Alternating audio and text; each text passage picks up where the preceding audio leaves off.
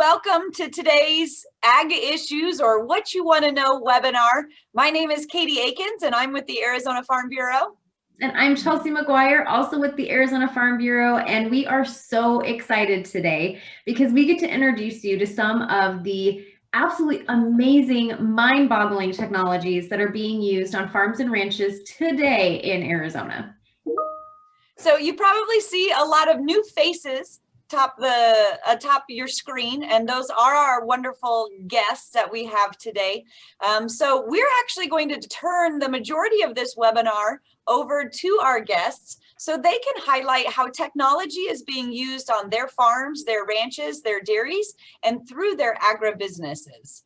So we're going to go ahead and get started, but as always, remember, if you do have questions as we're going through the webinar and hearing from our guests, you can enter them in the chat box, and Chelsea and I will make sure to get those questions answered. And we will also be answering questions as we go. If you have to sign out early for any reason, we will have the recording of this webinar posted a little bit later today on our website. So here we go. I'd like to start the day actually with Michaela McGibbon. And she is from Santa Rita Ranch. And I'm actually going to let her give a little intro of herself and her family and her ranch before we get into some cool technologies and video that she has provided for us today.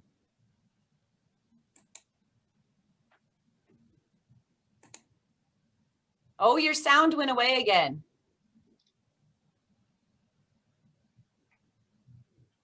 Not hear me?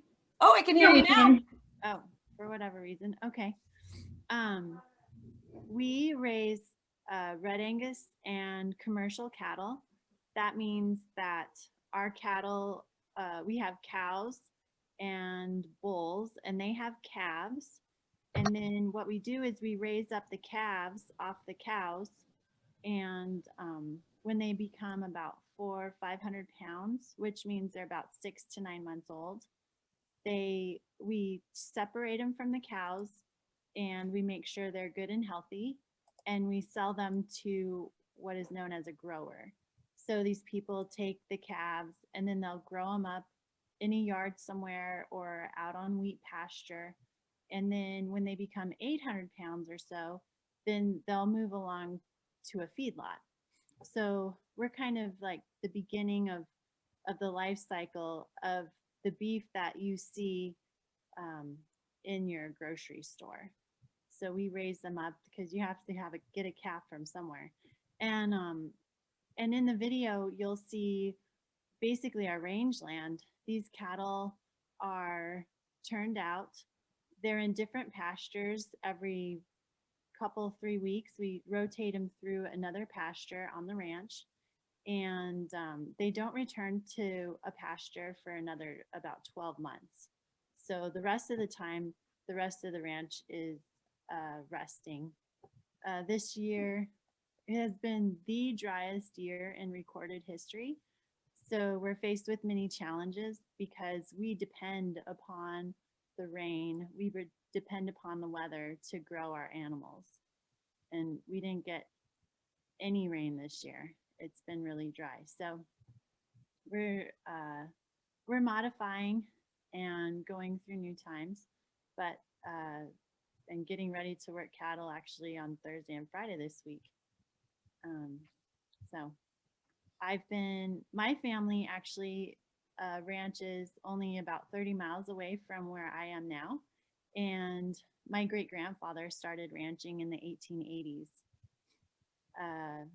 I met my husband in college, and after we got married, I moved over to the Santa Rita Ranch, and he and I run and manage this ranch for the family. And I know one of the technology that you're going to actually be speaking about today is drones and how you utilize drones on the ranch. Is that something that you ever thought in a million years you would be doing? Well, about 20 years ago, we started moving cattle with helicopters. On my family's ranch, we didn't have any help, and it was just my dad and myself. And it's hard to explain, but I mean, the ranch covers, I don't know, 50 square miles. And so it's a lot of land for two people to go through and find cattle and move into the next pasture. So someone told us about helicopters, and I was able to go up in the helicopter and look at the cattle and push the cattle that way. And of course, we got to see the wildlife and all the other things that are out on the land, which was really neat. And so this is a less expensive way, I guess, to get up in the air and see what's down below and where they are. Well, I'm going to go ahead and share that video that you did. It's going to be on mute so you can talk over it. Maybe explain what's happening as it's going. Sure thing. That's me standing in front of the house. And so are you actually controlling the drone in the video, Michaela? I am. Nice. Now our house is over to the left, and this is our corrals. And down below you'll see the blue thing is our feeder hooked up to the tractor, which I drive too often. And those corrals will be full of calves here in a week. This is just an example. This is before we put in some corrals. And then keep an eye on the water trough, and you can see the new corrals that we built in that area so we could work cattle more efficiently. This is an example of our rangeland. We go all the way up to those mountains, and when we turn around, we'll go all the way back to the other mountains too. But the ranch roads are rough and tough, and we can check on dams. When they start drying out that way, sometimes cows can get stuck in them, and it's very dangerous for them. This is a water trough. We had to fix the water line, and so they just flew the drone back over to make sure that water was getting into the trough. The cattle were excited about getting water back. And so you can see the water actually running into the trough, and in a little bit it should be filled and the cattle will have water. And then this is back down the dirt road. That would just take about 20 minutes to get down just because it's so rough. And here's us and all of our equipment. And Liam was 4 at the time, so he was at my side. And since we're up in the air anyway, we'll go check the other water trough and see how the other cattle are doing. Michaela, how far from the control can the drone go? Ours travels about 1.5 miles out. There's another big stock tank that we're checking, and let's see. This is our cowboy was flying it, and he was trying to push cattle and get some cattle going. And that was going to be my question. Does that work just as effectively as the helicopter to move the herd, or? The problem with the drones right now is that we don't have a lot of flight time, so we're limited as to how long we can stay in the air. Gotcha. Because cattle move slowly. My favorite saying is, I move at the speed of cow, which is about 2 miles an hour I've clocked. But yeah, we're not in the game of running cattle, and these guys getting started, they trot a while, and then you just have to wait for them to move. You'll see some more cattle here moving too. And you can see all of that you see there is ranch and more. So it's just such a large area to cover if you're on your horse, and it's limited if you're on even a 4-wheeler or a vehicle. You're limited by the roads. So and because of where you are, do you have to have any sort of certification or licensing to fly the drone, or because you're kind of out there not in town limits, you can do what you want, or how does that work? No, we're pretty close to Davis-Monthan, the air base, and also Tucson International Airport is just to our north. So we do have to have a license and permission, and we have some kind of agricultural exempt something or other, but but we still have to abide by all the rules. And now we have to be careful about where we fly to, because if we get too close to the border, illegals are starting to fly drones over, and so we have the chance of them being shot out of the air. So that's fun. Such a cool technology that I think, you know, a lot of people don't think about, but I could see from this very short time with you today how that can really help with that travel time that you guys have when you're just trying to check waters or you're trying to check something. I mean, even that one road you showed us that could take you 20 minutes with a vehicle, you can get it up, fly over, check the water, make sure your cattle are doing well. So what a great use of that technology. Yeah, it's really fun. We're trying to see what else we can do with it and use it more effectively. Do you see any other uses that you could do with the drone in the future out there on the ranch? We could probably use it for monitoring, because we need to monitor the grass growth or the forage out on the ranch for the cattle. We do that twice a year, and certainly after growing seasons. So we have a better idea of how many cattle we can put out, because we want to preserve the land for the next generation.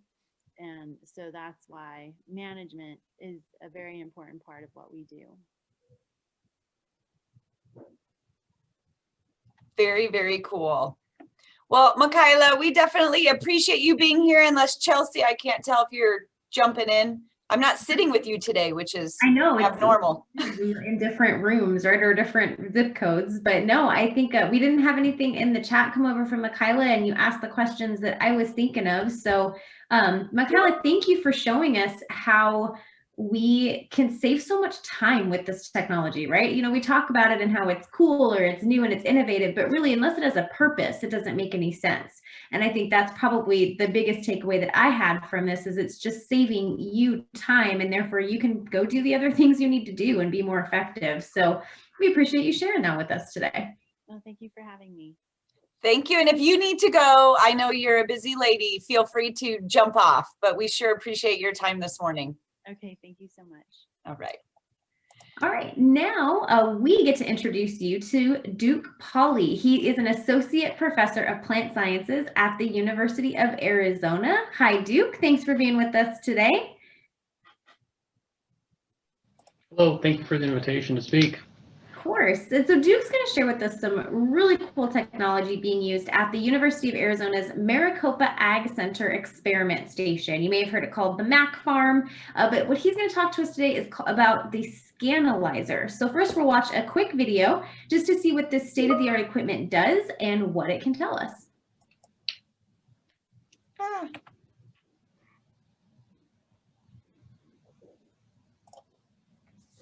It's this huge robot that just goes along rails and takes pictures of plants. I call it the plant robot. And inevitably, the next question that they always ask is, why? Why do you take pictures of plants? Arizona is described by some as having the climate of tomorrow today. If we think about corn, if you want to see how it responds to drought, you need to bring it to an area like this. You know, they don't build Volkswagens in Maricopa, Arizona, but they bring them here to test because it is so extreme. The crops growing here can do so in upwards of 115-degree heat, often with limited water. So as the world's climate changes, how will farmers grow the crops of the future? These scientists want to figure that out. Thinking about the future, we need to start planning for it now. Because if we don't, we're going to arrive at a situation in 50 years where we're not equipped to deal with it. Basically, it'll change the way we live.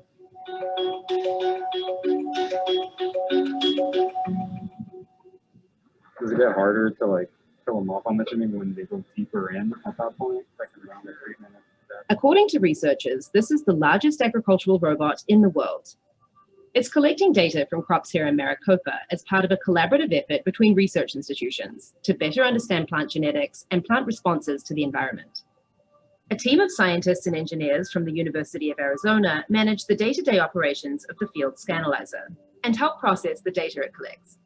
The project has been running since 2016, with funding from the Department of Energy and the Bill and Melinda Gates Foundation.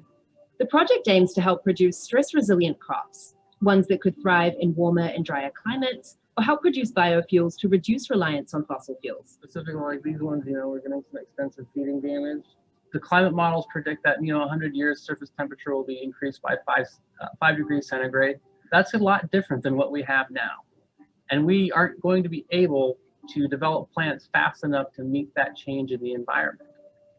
Scientists are still trying to figure out how likely that is. But Paulie and his team are hoping to produce plants that can withstand the warmer temperatures forecast by several climate models. The long-term goal is understanding, how we're going to address this problem of understanding drought resiliency. You'll notice it has this large bank of LED lights. How this camera operates is it basically sends out a saturating pulse of light that quenches all the photosystems within the plant, and then we take a series of about 100 images in about 2 seconds. The 30-ton scanner, referred to by the team as the gantry, uses sensors and cameras to capture detailed images of the width, length, shape, and angle of individual plant leaves. A single scan can generate more than 15,000 individual photos. The information we can gain from the gantry is we can try to see which of these varieties behind me is most efficient with sunlight. Which one's best at taking that natural energy and converting it into biomass. That's what we really want. We want to identify those plants that can do that with the least amount of water possible. And so those are the types of transformative insights that we're really looking for in terms of addressing some of these larger problems. Paulie hopes that the data collected from the gantry will be transferable, not just to other crops, but to other localities. The technology driving this project is really not anything special, but it's more about the integration of all these various different components. What I hope it will enable: sustainable farming, sustainable production of nutritious calories for people. I mean, that's the goal of this whole project is, improving the human condition. Another crucial part of the project happens 2 hours away in Tucson. Eric Lyons leads a team of students who grapple with the thousands of images that come off the gantry on a daily basis, creating up to 10 terabytes of data per day. Once we have those coordinates, we can then go back to our 3D images and say, okay, I want a crop of this specific area. And that's what you're seeing here. One of the key challenges, especially with data coming off the gantry system, is we're dealing with sensor data from about half a dozen different cameras, as well as a bunch of environmental sensors. So we take all of these data in, all coming from different cameras, all requiring different kinds of data processing. Part of that processing involves machine learning. Lyons' team is dealing with thousands of images on a daily basis. Machine learning algorithms help them stitch these photos together, as well as identify individual plants and track their progress over time. Ideally, we'd love to have predictive models.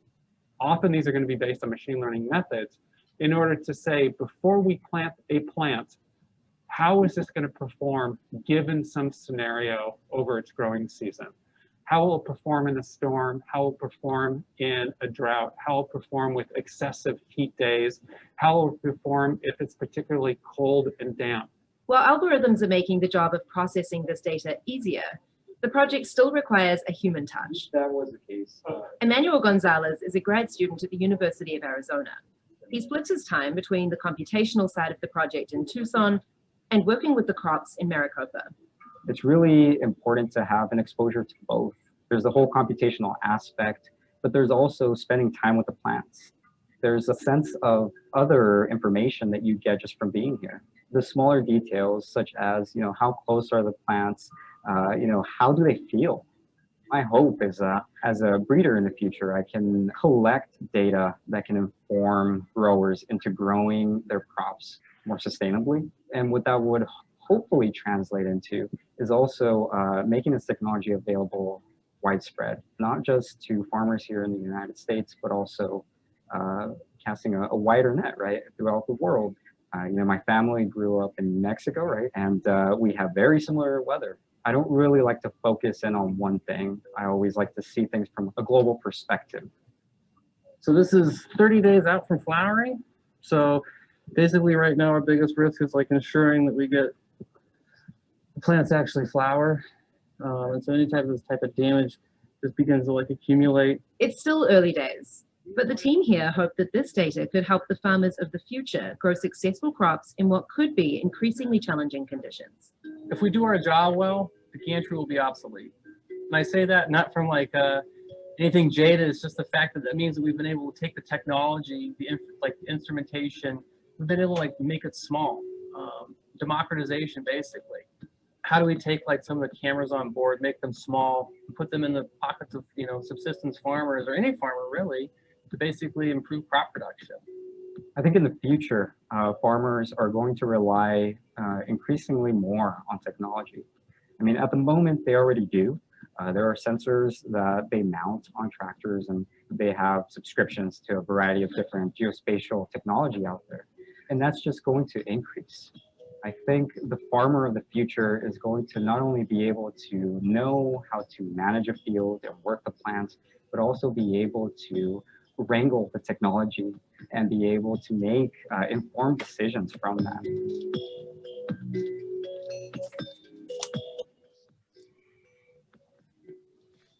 Well, I don't know about you all, but definitely as someone whose mind is not a science-based mind, I am just completely blown away by the talent and the time and the data analysis and everything that goes into this, what comes from that gantry. And so one of the first questions we had, and you definitely touched on it in the video, Duke, but what's the ultimate audience for this data, right? We're trying to find the information about what plant varieties work really well under certain circumstances and how do they respond to environmental stimulus. Who ultimately needs to know this data, and how are we going to get it to that end user? Well, realistically, it transcends multiple levels. So at the first point, it's people like myself, basic science researchers, who are trying to identify the genes that really give rise to these unique phenotypes that imbibe plants with drought resiliency. Once we have that information, our ultimate goal is to give it to plant breeders. So then they can actively select for those specific genes and whatnot, and then breeding germplasm to make improved cultivars that are regionally adapted to their growing environment. So some of the focus groups are sorghum production in the US, but more realistically, we're kind of targeting on sub-Saharan Africa, and specifically people that don't have a lot of the farming technologies that maybe we do here in the US or more developed countries. So really, at this stage, it's basic science research, but we're hoping our results translate into improved varieties in the near future. And do you see this as being something like was mentioned in the video that ultimately or eventually becomes more accessible to the everyday farmer on the ground, almost a handheld device or something? How realistic is that? Very. So everybody now carries a small computer in their pocket, right? Yeah. So one of the things that we've been working on is a artificial intelligence algorithm that can identify and quantify charcoal rot on sorghum. And so we have a small app that basically will deploy on a cell phone, so that any farmer in the U.S. can go out, take a photo of a leaf they suspect is having the disease or the plant suffering from it, and get a diagnosis on the spot. Additionally, we've been toying around with, the imagery that we get from our drones appears to be good enough that we can do this identification and quantification from drone imagery. So, drones are becoming more prevalent. So that's really what we're targeting, is how to make kind of this technology more applicable to larger agricultural community. And in different applications too, where it's not just talking about how is this plant responding to something, but like you talked about, sort of a crop protection application as well as a disease or even pest applications, which I think is really fascinating. Definitely, and some of the sensors on the gantry are able to detect stress before there's even visible symptoms. So specifically, the photosystem of plants is very sensitive to abiotic and biotic stress. So typically we can sense that anywhere from 3 to 5 days before we see visible symptoms of stress on the plants. So it's those types of technology that we really want to capture and be able to give to farmers, because right now sometimes farming, it's a reactionary business, right? Like you see something and you have to respond, but what we really want is to be proactive. So we can say like, hey, these plants are starting to look stressed. Like, what can we do before the problem actually arises in the field? Proactive responses. I like that. Katie, anything from your end? Yeah, so Duke, I know personally that the Scanalyzer, the gantry, has been there for a little while because I've seen it a few times, but exactly how long have you guys had it there? How long have you been collecting this data?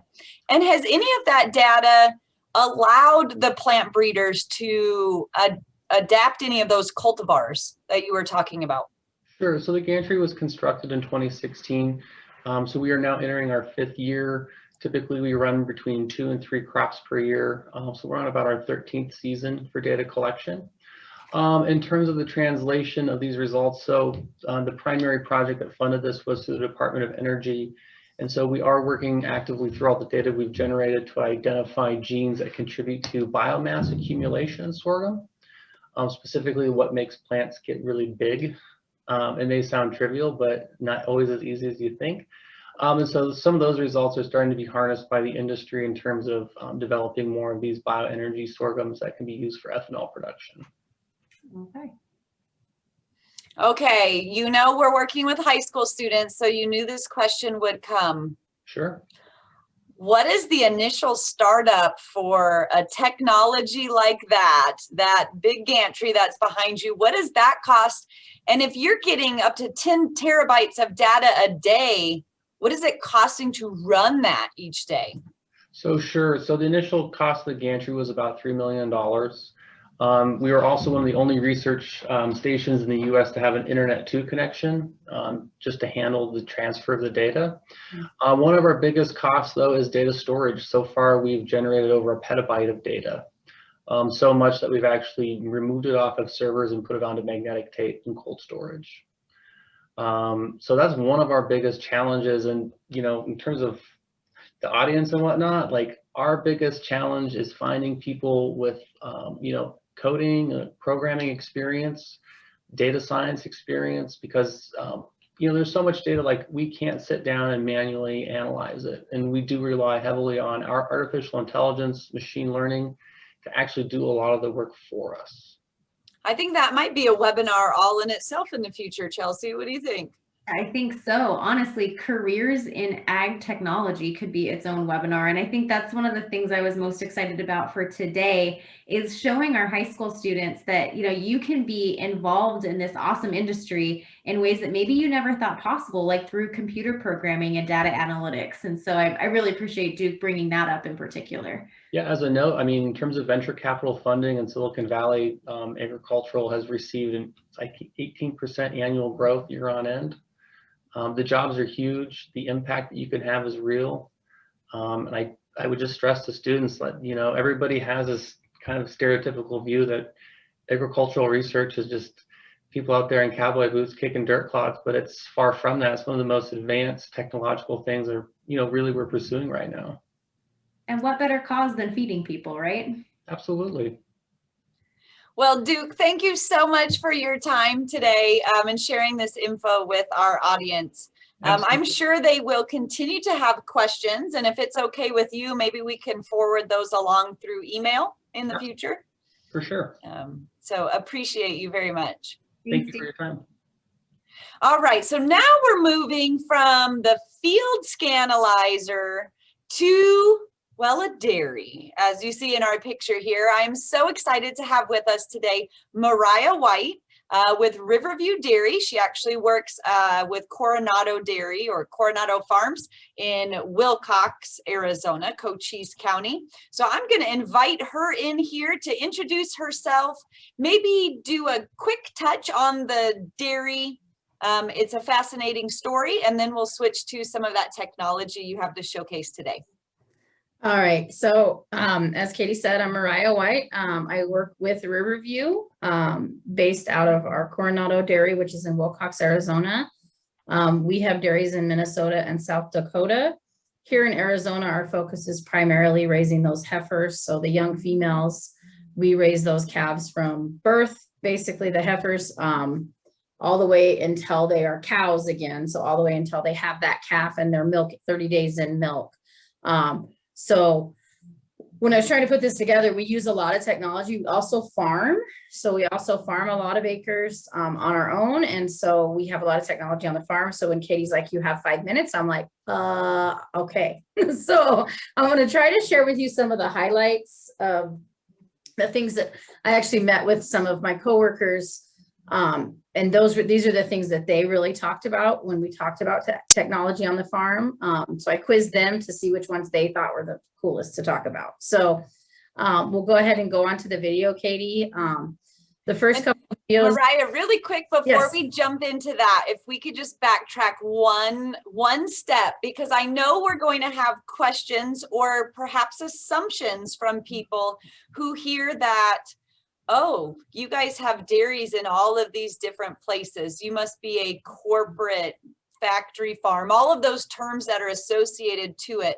Can you maybe, I'll give you more time, don't you worry. Can you maybe touch on it just for 1 minute, that piece of it for me? Yeah, so Riverview is really unique. A lot of, and that is true. Thanks, Katie, for bringing that up. We're actually started out as a family farm in Morris, Minnesota. And we're now what we call a limited liability partnership. So initially it was just family, and then extended family, aunts and uncles. And now we actually are a majority employee owned. So as an employee of Riverview, after you've been there for 2 years, after you've been here for 2 years, you have the option to buy in and own shares. So we're really just, we like to say we're just a bunch of farmers farming together. We just all chose to farm together, and that makes such a huge difference. And so it's not like we have one fat cat CEO sitting up there, you know, making all the money and all of the rest of us are just working. We're all working together because this is all our farm. So that's where we're at with our business structure, which makes it pretty unique. And the size and scale allows us to have some of these technologies, which would be a lot harder to have on a small farm. So excellent. Thank you. So the first 3 videos are going to deal with in the parlor. So this is the teat wand. So this is an automatic teat washing that sprays the udder. And then just past here, my coworker will, this is when the cows come onto the carousel. And you can see it's got a sensor. So it senses as soon as the cow's there, it's in the right spot, and then it'll go ahead and spray the udder. And that is a huge savings because we used to have a guy standing there doing that. And so that's a huge savings just in labor. Next one, this is only in our Turkey Creek. You go ahead and push play, Katie. This is is in our Turkey Creek, but this parlor is equipped with the automatic takeoff. So it senses when the cow stops giving milk, and it's going to drop off. And here in just a second, you'll see it drop off, and it just sucks back over. And she's done milking. And so that's a nice technology that we can make sure those girls are getting milked out before they get to the end of the carousel, or that they don't get over milked. And then this is the post dip, and this one's really cool because it shows, you'll see it has a sensor. So up top, that's got a sensor on that machine. And so if there's not a cow in a stall for whatever reason, then it doesn't spray. So you're going to see that here in just a second. There's an empty stall coming, and you'll notice that arm doesn't spray because it senses that there's not a cow there. So we're not wasting chemicals. And again, another spot where we can not have labor, we don't have to have a person there. And so you talked a little bit about cost with Duke, and with these guys, these actually cost to $150,000 a piece, the teat wands. And one employee costs on average, you know, 50 to 75,000. So they were paid for within 2 years just by relieving those 2 positions. So that was a huge savings for us. And Mariah, can you touch on, are you trying to replace people, or is it because there is a shortage of people who want to do that job? It's because there's a shortage of people that want to do that job. So one of the biggest problems we have is the milker in a parlor is, I would say, the hardest job and probably the most overlooked job on the farm. It's a hard job. You're on your feet all day. And we can't find people to work in the parlor. And that's actually where we see the most of our turnover on the farm is in the parlor. And so by having those 2 positions filled with the teat wands, we're really able to, we have seen a lot less turnover because there are some people that are really loved being in the parlor, but so we don't want to replace people, but it's hard to find people to work. It's filling the shortage. So those high school students, I don't know if you heard her say like $55,000 to $70,000 there for the employee for the year. So, you know, sort of, I think there's this perception that some of these jobs are not high paying jobs to begin with. But as you can see, that is a high paying job. Yeah, absolutely. Absolutely. And so the next one, before you start the video, I just want to touch on, so this is a sort gate. And so what you're seeing there is the ID number of a cow. So every cow is scanned when it comes on. And so there's a series of buttons that I didn't want to push because I might accidentally sort some cows that I'm not supposed to. So when I was getting this video, you're just going to see that ID number change. But what's important about this is, let's say that we needed this cow for whatever, we needed a sorter. Maybe she was giving low milk production, or maybe she was giving, maybe she was sick and we need to sort her off so that we can give her special care. We can actually just select her. And then when she goes through the sort gate, which you're going to see in the next video, that gate just automatically sorts her out. So we'll just kind of watch the video and you'll see as it changes. So as each cow comes on, it's going to change that ID number. That ID number will switch as they come on. So it just changed right there. And every cow gets scanned every day. And then Katie, if you'll play the next video, that goes into, that's the sort gate. So when these girls leave the parlor, every time they leave the parlor, they're going to be going through this gate. And normally they just go back to their pen, but they have to go through the single file gate. That's also where they get fly spray in the summer. And then, so if that cow was needed, that gate just swings open and sorts them off into another pen. So huge savings. And I don't know if Michaela's still on here, but knowing how sorting is on the ranch, I grew up on a ranch, it sure saves a lot of people getting their butts chewed. So that's a huge, and it's so easy for the guys, rather than having to run down there and try to sort her off or catch her as she's coming off. They can just simply punch it in on that keypad. So pretty cool. And then one other thing I wanted to touch on a little bit was on the farm piece. We're not quite as high tech as the gantry machine, but we utilize a program called FieldNet, and we have some automation on the farm. And so this is just a screenshot of one of the fields, one of the sections of fields, and you'll see there's various colors. There's orange and blue and red, and those are indicators of either the pivot's on or the pivot is on and we're doing fertilizer application, or if it's red, the pivot shut off for whatever reason. Maybe it shut off because it got stuck, or it shut off because the pump shut off. And you'll see the pumps are also on there. So down the little square boxes with the little, like, it looks like a pump, and you'll see those ones are red. There'll be blue and red. Blue just means they're running, and then red means there's an error of some kind, and it might just be a pressure error. But that all talks to the guys. And you know, we were talking about having a computer in our pocket with our cell phones, and you can't see it because of my virtual screen. That's cool. But we all have a computer in our pocket, and so our farm guys can get an alert. And the goal is ultimately one day we'll be able to conduct, startups. Say we're going to start up 20 pivots, and we can do that just opening the computer and starting them up. And then the guy, rather than having to go to the pump and to the pivot, he can just simply go verify that the pivot is on and running at the correct pressures. And we have pressure sensors and a lot of things. But one of the things, in your video, Mr. Paulie, that I really appreciated was that the one guy said he wants to see the plants too. And that's what I get a lot from our farm guys, is they love this technology because it is a time saver and it saves them from driving miles and miles. But they also are still out there on the ground checking on the plants and looking at the pivot. And that's going to be one of the things that, I guess, a weakness. We're talking about how cool technology is, but one of the weaknesses is that when guys get trained this way with the automation, we also want to train them to look and see the problem as well, be able to recognize it instead of just relying only on the computer at this stage. of the technology, just to make sure that each of the messages are correct, kind of a double check system. So that was a lot of information really fast, but there you go.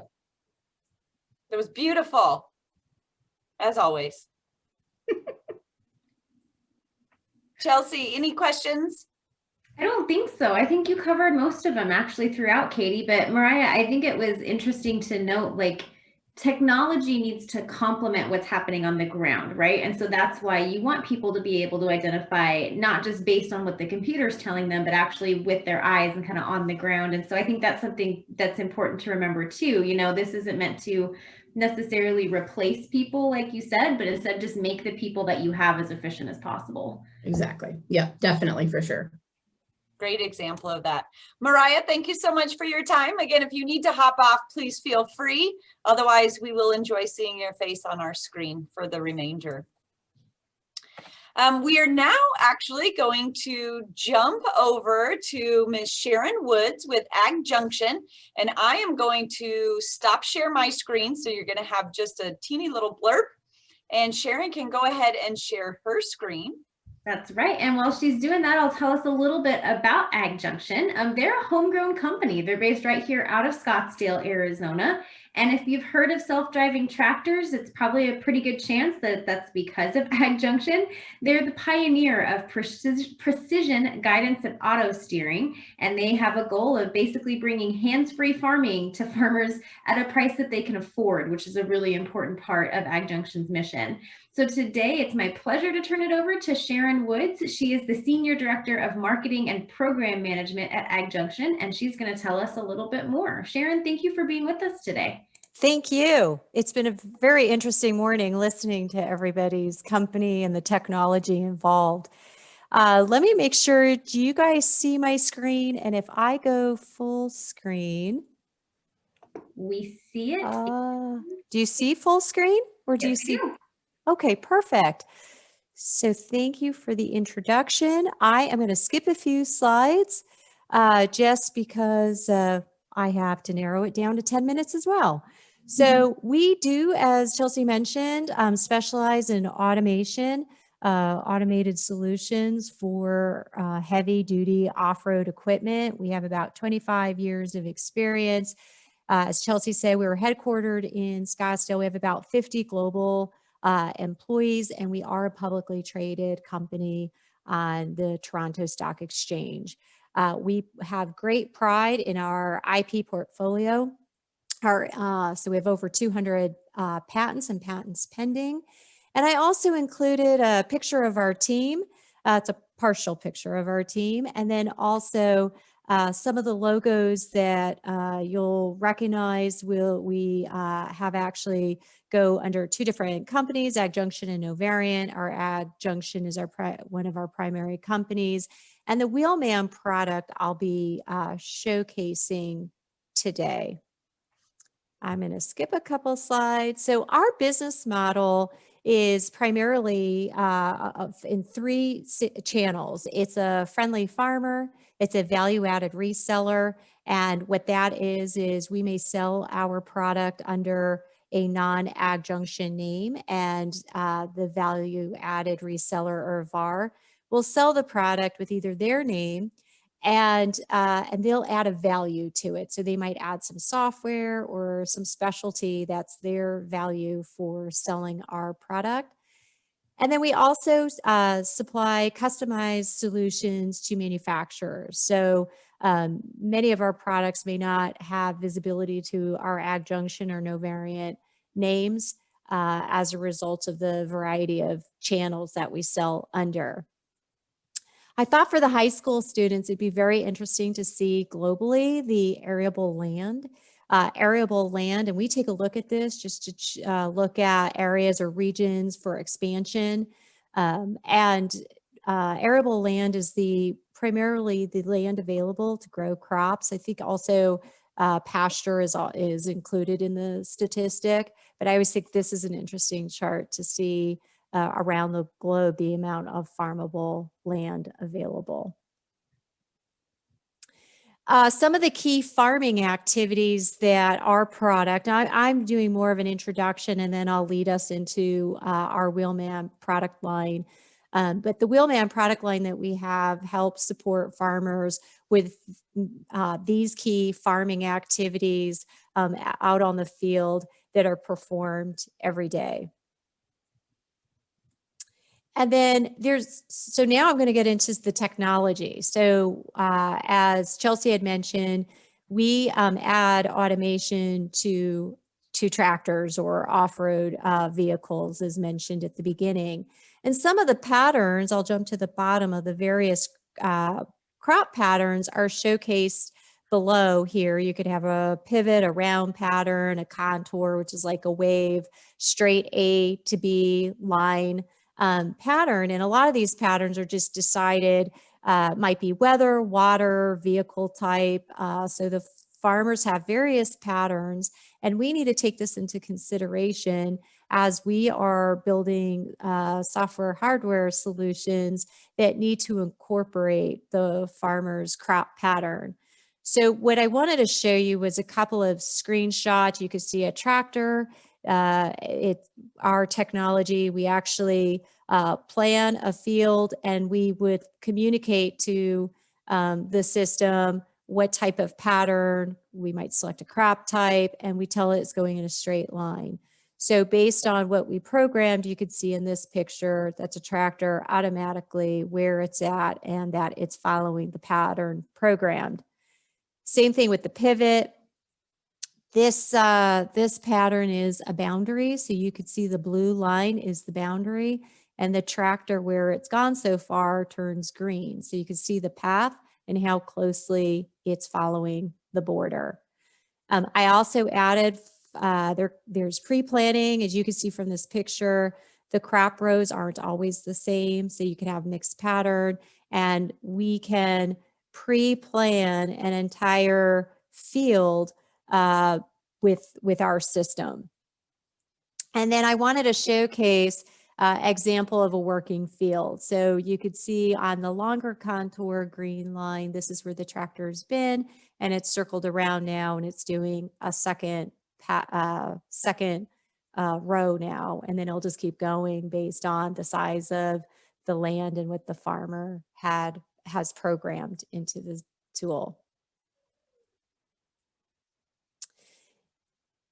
The Wheelman product is a product that we purposely designed. We released a little over a year ago now. It's just really the focus was for the friendly farmer, the consumer, making it very easy to order, easy to install, easy to set up. And so we originally started our product line with the Wheelman Pro and Flex. And one of the things that we wanted to do was actually create flexibility as well for the farmer. So the way I'll start with the Pro is your steering wheel. So you could have a 1970 John Deere tractor and add automation to it. And by doing that, we would remove the steering wheel on the existing John Deere. There's a kit that we would buy, and we would install this, replace the steering wheel. And then there would be the cable, the antenna, this peripheral, I'll call it, of technology that runs with our core product. And so, and farmers could use their cell phone. That's why there's a picture of a cell phone if the cell phone was larger. So we're not selling the terminal or the cell phone. The farmer can choose the technology that they want to use. They may want to buy a tablet on Amazon and connect the Wheelman unit using a larger size tablet, or they could certainly use the cell phone as shown here. And then the Flex was created, same products essentially, but it was, you could use the existing steering wheel, not have to take it off, and you could move this from machine to machine. Both technically you can move from machine to machine, but this would be easier for farmers to utilize. This accuracy, so when I showcased or talk about accuracy and technology, there's always a slight overlap in the row from row. We call it pass to pass. And so this product line is less expensive, hence less accuracy. The accuracy is what drives the cost.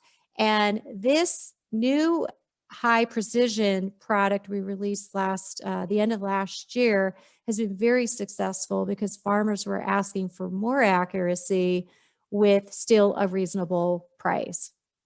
And that's what we were able to deliver due to a smarter antenna, different subscription service. This uses GNSS technology.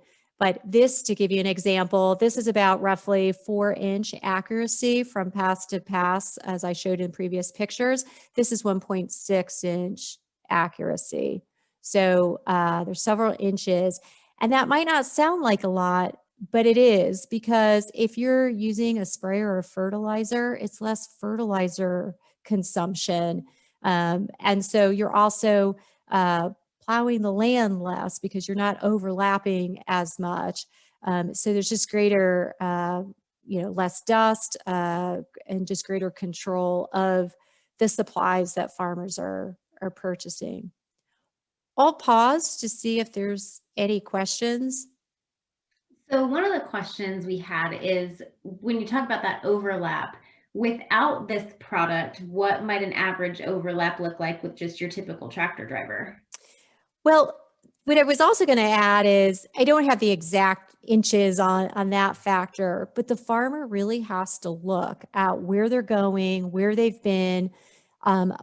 This has helped the farmer less fatigue, because I have horses and I have a tractor also. And so anybody that has a tractor, drives a tractor, you're looking actually backwards sometimes more than you're looking forward. So when you're on a tractor all day, looking behind you to see where you've been and that overlap, it's fatiguing because you're twisted physically. So now a farmer can look at its display in front and see they're still in the tractor. So we haven't replaced a person in the tractor. This isn't full autonomous, but the farmer or the driver isn't having to twist as much backwards. And I have a video that I'll showcase next, which gives a visual. I thought the high schoolers would like the visual. This is the technology kit, and then what it looks like as a person is in the tractor. Excellent. And I can showcase that next. Okay. Okay. So we also, Duke, we're at Maricopa. We have about 43 acres at the Maricopa Ag Center, the MAC test site. So that's where our testing is done. And we were testing, this is a quick video, just shows the testing that we have done. And if you notice, I actually love this video. It's very simple, but the driver's looking at his phone. He's not, his hands aren't on the steering wheel. He's actually not even pressing any gas pedals, and he's just driving. And so this isn't necessarily a crap because it's a test center, but he's just checking to make sure that the product is working accordingly. And so this is where it's an example where he doesn't have to turn around, look where he's at or have been, but he's focusing on the screen. And what the farmer can also do is they can make phone calls, they could check emails, they can read magazines, they can do whatever recording they may have to do on, let's say, an Excel spreadsheet. So it actually creates more efficiency, not just through supplies, but time. And so, so it's really adds a lot of operational efficiency to the farmer. And Sharon, what sort of training is available to the farmers who might buy these kits for their tractors? I know personally what it takes every time my parents get a new wireless printer, and we're just trying to get that set up on their system. So this seems a little, like it could be a little scary. So are there trainings? Does somebody come out, a consultant, and show them how to go through this? How does that work? Yeah, no, that's a great question. So our model is keeping it inexpensive and very easy to use. And one way to keep the cost down is just the farmer going direct to buy the product, to install the product, and calibrate the product themselves. So we have online tools available We also have a global customer care. So if a farmer does want help, we can walk them through the instructions for them to follow. But it really is pretty simple. I've actually, I was at a farm show about a year and a half ago, and I actually helped remove a steering wheel off of, I think it was a 1974 John Deere tractor to put our Wheelman product on. And really, it was very easy. I feel very confident that I could do it. And it was it was rusted. We had to really yank that steering wheel off, but it wasn't difficult to do. And there's prompts through the telephone, the terminal, whether it's the phone or tablet or display, that walks the farmers through. So they ask a question, and then it's next, and then another question, and next. And so, and then we also are through our global customer care. If there are questions from farmers, I mean, we take a look at, is there anything we can change or modify to make easier if we think something's easy and maybe it's not perceived as easy for all. We'll take a look at it, making modifications to that. But primarily the feedback has been, it's a great product at the value, very valuable product at the cost, and that it's been just very positively perceived by, I'll say, the smaller farmer. And then for the students, if they were interested, they could go to our website, agjunction.com, which showcases just some of the other activities that we are involved in. The Wheelman's on the handsfreefarm.com, and we also have a Facebook page. And just to add a little bit, I'll finish off. I agree with you. I think jobs in technology supporting the ag industry would be a great sector. I'm very heavily involved on the program development side of the new product introductions. So my team of program managers works very closely with engineering and operations to develop and release these products, as well as the marketing team supporting how, the website and how we make it very, friendly and easy to use to have a positive experience. So there are a lot of variety of roles available, and I think they are very rewarding, and it's a great industry to be in. Definitely. Sharon, what would you say is the kind of, resume or the kind of person that Ag Junction really needs that it's hard to find? What kind of employees are you having a hard time filling with Ag Junction? I think really understanding agriculture and farming has been harder for us. I mean, we have a great resource through Arizona State University from the engineering technology perspective, but really understanding the farming application to apply has been hardest for us. So maybe finding these students who have backgrounds in agriculture but enjoy the technology, go get their training and their degrees in the IT and technology piece, but they will definitely be able to use that prior knowledge of agriculture to contribute. Absolutely. I agree with you, Katie, on that. Mm-hmm. Well, Sharon, thank you so much for your time today and for showcasing Ag Junction and the auto steer tractor. I know that's something that our students always talk a lot about and wonder exactly how all of that works. And I'm sure they find it just as fascinating as I do that the farmer gets to install it themselves. Mm-hmm. So very cool. Appreciate your time and information today. Thank you. Thank you very much for having me. All right, so I'm going to go ahead and steal the screen back. So hopefully you all wrote down those amazing resources, agjunction.com, to get more information, because we are going to be moving to our final presenter of today. Let's see, Chelsea, can you see my screen again? Yes, I can. Excellent. Well, I am very excited to turn the time over today to Andrew Ayers, who is the founder and Director of Algae Impact for My Land. Andrew, thank you so much for being here with us today. Very, very glad to be here. All right, well, we'll go ahead and jump in here, and I'll let you lead the way. Okay, just to make sure, can you hear my voice well? We can, loud and clear. Okay, good, because my computer failed, so I'm on my phone now. So thanks for the quick, innovative switch. We appreciate it. Technology.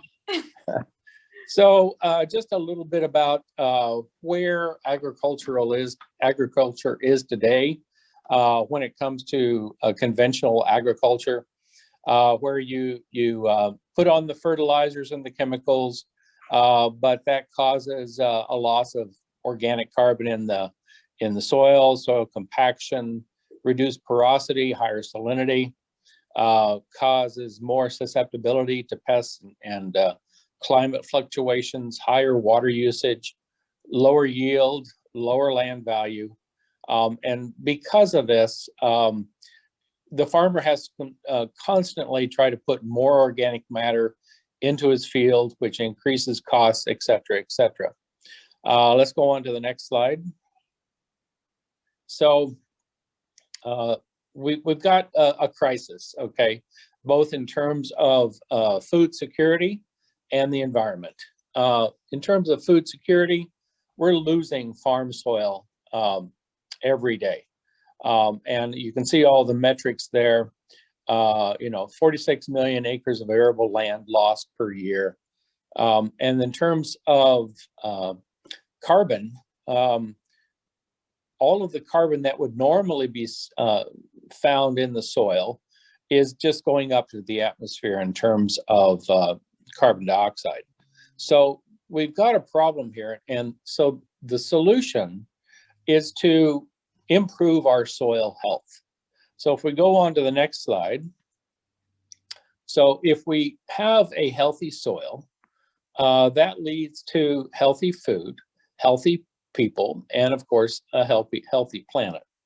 Now, we've heard about regenerative agriculture, which does the healthy soil, but we wanted to speed up the process, so to speak.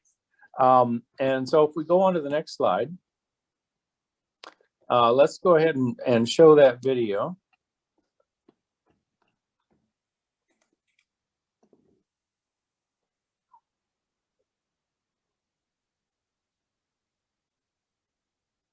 And as you can see, this is the process inside of, back up, there we go, there we go. We can go on to the, yeah, there we go.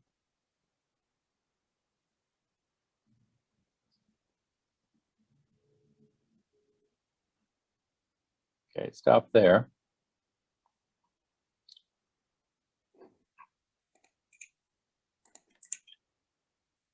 Okay, we can go ahead and just finish off that video.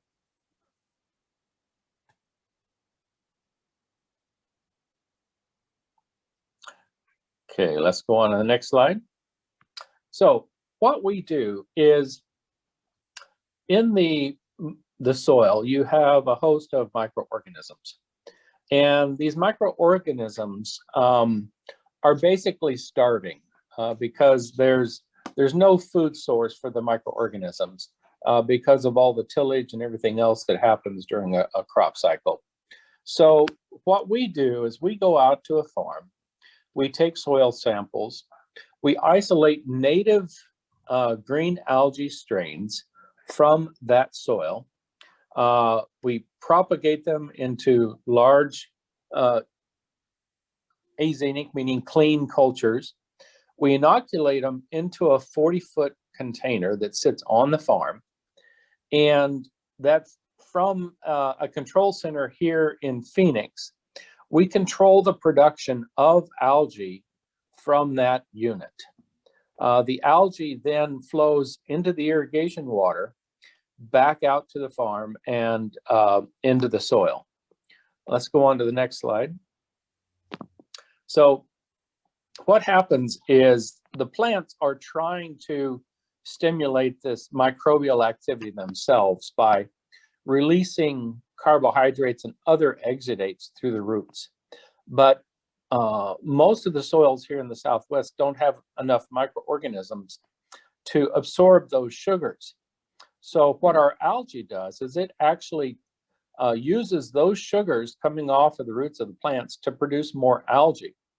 That algae then excretes additional substances which feed the other bacteria and fungi in the soil.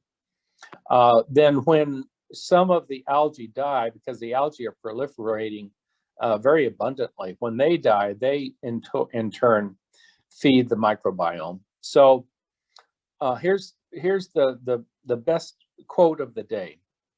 Our technology is the only technology such that at the end of a crop cycle, you actually have more organic material in the soil than you started at the beginning of a crop cycle.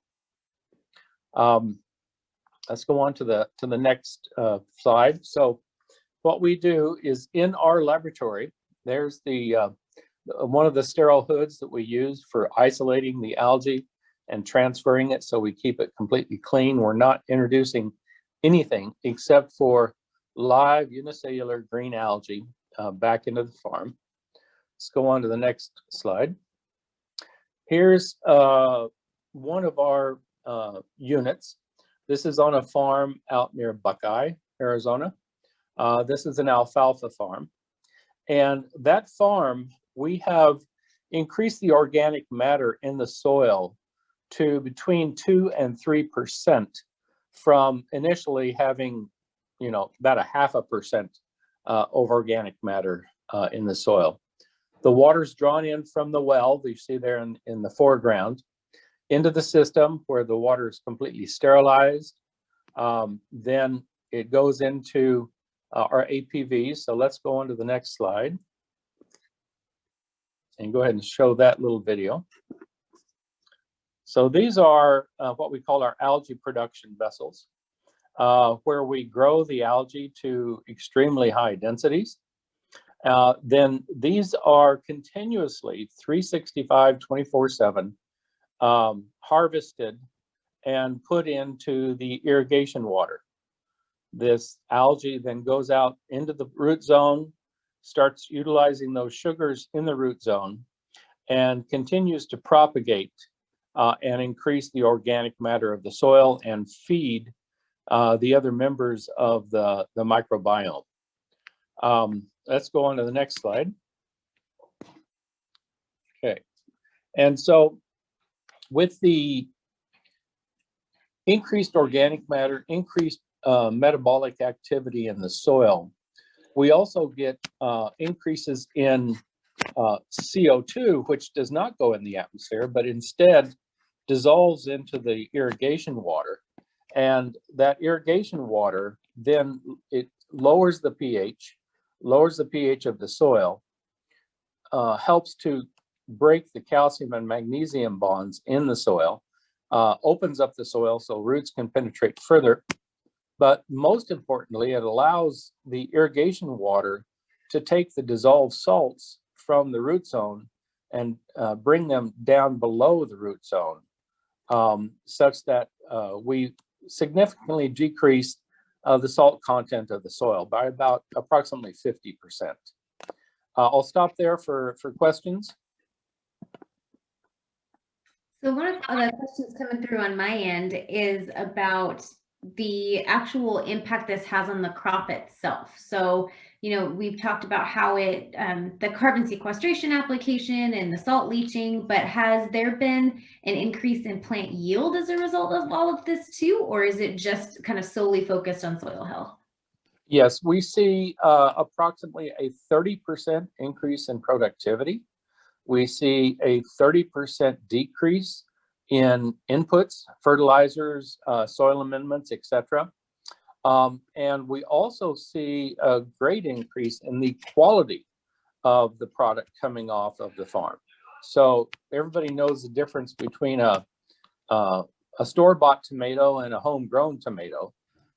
That's because the homegrown tomato has this microbial activity in the soil, furnishing the plant the biochemicals that it transfers to the fruit to give the fruit its nutritious value.